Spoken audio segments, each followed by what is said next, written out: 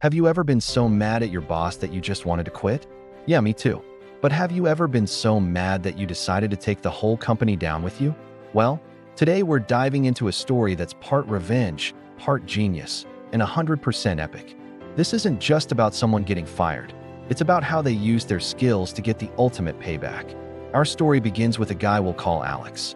Alex was a brilliant, dedicated software engineer at a mid-sized tech company. We'll call the company Innovate Tech. He wasn't just good at his job. He was the backbone of the entire IT department. He built their core systems from the ground up, knew every line of code, and could fix any bug in his sleep. For years, he poured his heart and soul into Innovate Tech, often working late nights and weekends, fueled by cheap coffee and a genuine passion for his work. He believed in the company's mission and truly cared about his colleagues. The problem was, his boss, let's name him Mr. Sterling, didn't seem to care much about him. Sterling was the kind of manager who took all the credit and deflected all the blame. When a project succeeded, it was because of his visionary leadership. When something went wrong, guess whose fault it was? Yep, Alex's. Despite being the star player, Alex was consistently overlooked for promotions and raises. He'd bring it up in performance reviews, showing data, metrics, everything to prove his value. Sterling would just nod, promise to look into it, and then nothing would happen. The tension had been building for years, but the breaking point was a project codenamed Odyssey. This was a massive undertaking, a complete overhaul of Innovate Tech's main software product. It was Alex's brainchild, and he led the development. For 18 months, he basically lived at the office. The project was a resounding success. It boosted company profits by 40% in the first quarter after launch. The clients loved it, the industry press was raving, and Innovate Tech's stock price soared. At the company-wide town hall meeting to celebrate the launch, Mr. Sterling stood on stage, basking in the glory.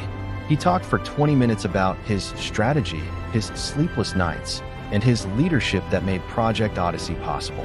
He thanked the board, the investors, even the catering staff. But he mentioned Alex's name only once, in a long list of other team members who contributed. He didn't even look in Alex's direction. That was the slap in the face.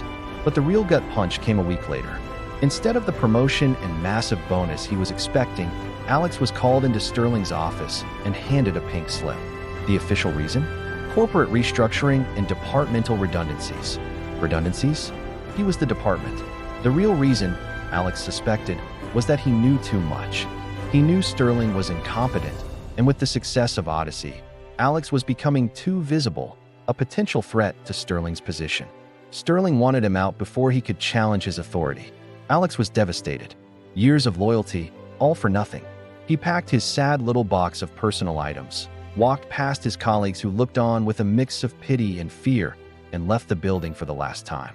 As he sat in his car in the parking lot, the shock wore off and was replaced by a cold, burning rage.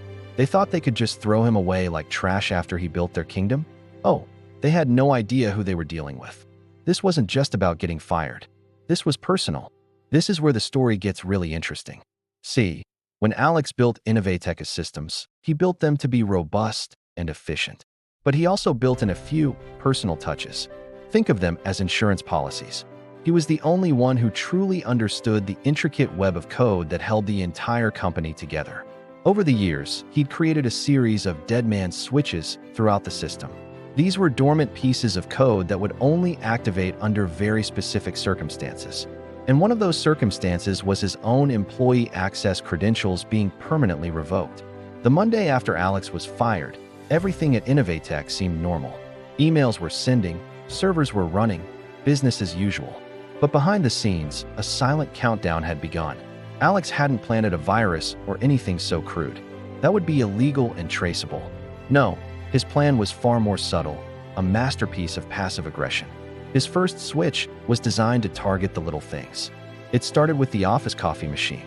It was a fancy, internet-connected brewer. On Tuesday morning, it started exclusively brewing decaf, no matter what button you pressed.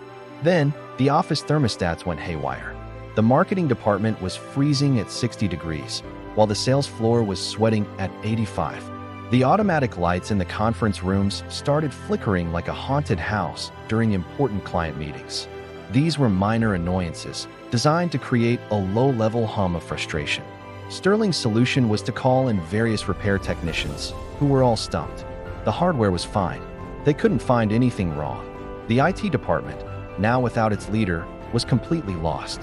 They were good, but they were used to maintaining the systems, not debugging the ghost of their creator. Phase 2 began a week later. This one was more direct. The company's internal file sharing system, a complex piece of software Alex had written from scratch, started to glitch. Important files for ongoing projects would be randomly renamed with lines from old sea shanties. A crucial financial forecast might suddenly be titled, "What shall we do with the drunken sailor?" Imagine trying to find your quarterly report when it's been renamed to Heave Ho. Heave Ho. Productivity ground to a halt. People couldn't find anything. Meetings were delayed, and deadlines were missed. Sterling was starting to panic. He was getting angry calls from clients and the board of directors. He yelled at his IT team, threatening to fire them all if they couldn't fix it. But they were helpless. They were looking for a bug, a single point of failure. They didn't realize the entire system was slowly and deliberately unraveling, precisely as its architect had intended. They were playing checkers, while Alex was playing 5D chess from his living room couch, sipping a nice cup of caffeinated coffee. The final phase, the checkmate, was aimed directly at Mr. Sterling. Alex knew that Sterling's entire management style was based on perception. He didn't do any real work. He just made it look like he did. So, Alex targeted the tools Sterling used to maintain that illusion. First, Sterling's automated email signature, which was loaded with his titles and fake awards, was replaced. Then, the scheduling software for the executive floor started auto-declining all of Sterling's meeting requests with the message, "Denied. Please provide a clear agenda and purpose, as your meetings are generally a waste of everyone's time." The piece de resistance was during the quarterly earnings call with all the company's investors. This was Sterling's Super Bowl. As he started his presentation, the beautiful, data-rich slides he had a designer create were replaced. On the screen, for all the investors and the board to see, was a single, looping GIF of a cat playing a keyboard. Just that. For the entire duration of his speech, Sterling was humiliated. The call was a disaster, and the stock price plummeted. The board launched an internal investigation. With the company in chaos and their profits evaporating, they finally started asking the right questions. Who built all these systems? Who was the one person who could possibly understand what was happening? Every answer pointed back to one name, Alex.